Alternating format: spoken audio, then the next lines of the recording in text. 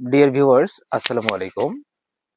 আজকে আমি আপনাদের সাথে এই যে প্রশ্ন ফাঁসের যে আমাদের ধরনটা, আমার তো মনে হয় যখন থেকে আমি স্টাডি শুরু করছি, আমার বুঝ জ্ঞান হয়েছে, তখন থেকে আমি বলতে পারি যে শুধু চাকুরিতে নয়, একাডেমিক লেভেলেও কিন্তু প্রশ্ন ফাঁসের একটা বিষয় আছে।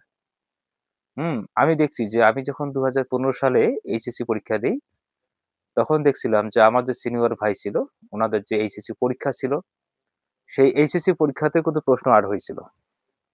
আজকে আমি আপনাদেরকে শেয়ার করব। ইনশাআল্লাহ আল্লাহ যেহেতু আমাকে শেয়ার করে একটা প্ল্যাটফর্ম তৈরি করে দিয়েছে, ইনশাআল্লাহ আমি আপনাদের সাথে এই বিষয়গুলো শেয়ার করব। তো আমি তখন ইন্টার সেকেন্ড ইয়ার, ২০১৫ সালে ২০১৫ সালে ইন্টার সেকেন্ড ইয়ার। আর তখন কিন্তু আমার যে বড় ভাই ছিল, সিনিয়র এক ভাই ছিল, উনি কিন্তু পরীক্ষা দিবে। সায়েন্স ডিপার্টমেন্টের। হুম? তো পরীক্ষা দিবে, বাট পরীক্ষার কিছু গ্যাপ ছিল। মাঝখানে কিছু গ্যাপ ছিল। মানে গ্যাপে তো পরীক্ষাগুলো হয়, তাই না? কিছু বন্ধ থাকে।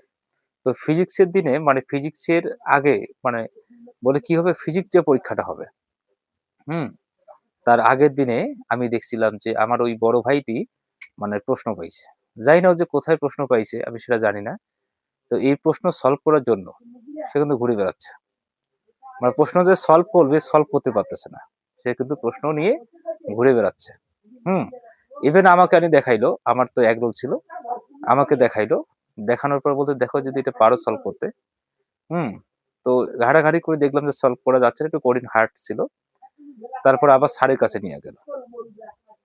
তো এখান থেকে আমার একটা ধারণা ছিল যে প্রশ্ন একাডেমিক লেভেলের যে প্রশ্নগুলো হয়, সেই প্রশ্নগুলো কিন্তু ফাঁস আউট হয়।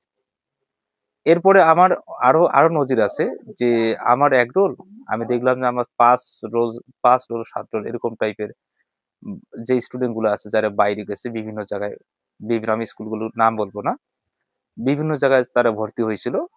ভর্তি হওয়ার পর দেখি যে ইন্টারের পরীক্ষায় ওরা গোল্ডেন প্লাস পায়। সায়েন্স থেকে গোল্ডেন প্লাস পায়। মানে তেমনটা কিন্তু স্টুডেন্ট না। অতটা যে ভালো এরকম টাইপের কিন্তু স্টুডেন্ট না। অথচ তারা কিন্তু গোল্ডেন প্লাস পাইল। গোল্ডেন প্লাস পাওয়ার পরে ওদের চান্স কোথাও হইল না।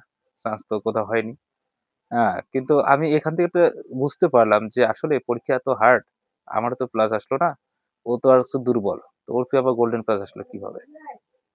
তো এখান থেকে কিন্তু একটা বিষয় কিন্তু থেকে যায়, হ্যাঁ? কিন্তু বিষয়টা থেকে যায়। তো এখান থেকে আমি একটু অনুমান করতে পারি যে যখন থেকে মনে হয় দেশ স্বাধীন হয়েছে, স্বাধীন হওয়ার পরে যতগুলো পরীক্ষা অনুষ্ঠিত হয়েছে, একাডেমিক বলেন আর জব বলেন, এই প্রশ্ন ফাঁসের কিন্তু গুঞ্জনটা তখন থেকে মনে হয় ছিল। এটা আপনাদের সাথে একটু বাস্তব অভিজ্ঞতা শেয়ার করলাম। আপনারা মিলিয়ে দেখবেন। ইভেন আপনি দেখবেন যে আপনার যে কাজিন থাকতে পারে বা প্রতিবেশী কেউ থাকতে পারে বা ফ্রেন্ড থাকতে পারে।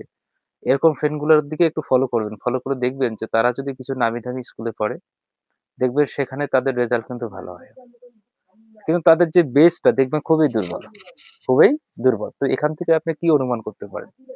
এগুলা কেউ বলে না। সবচেয়ে বড় কথা হচ্ছে এগুলা কেউ বলে না। তো এই প্রশ্ন ফাঁসের যে একটা অভিযোগ, শুধু চাকরি লেভেলে নয়, এগুলো একাডেমিক লেভেলেও কিন্তু এভেইলেবল ছিল এবং এখনো আছে। তো যাই হোক, প্রশ্ন ফাঁসের বিরুদ্ধে আমাদের কথা বলতে হবে। যদি এরকম কোনো অনিয়ম, অনৈতিক কাজ দেখি, তাহলে অবশ্যই আমাদেরকে সোচ্চার হতে হবে। তো আজকে এই পর্যন্ত। আল্লাহ হাফেজ।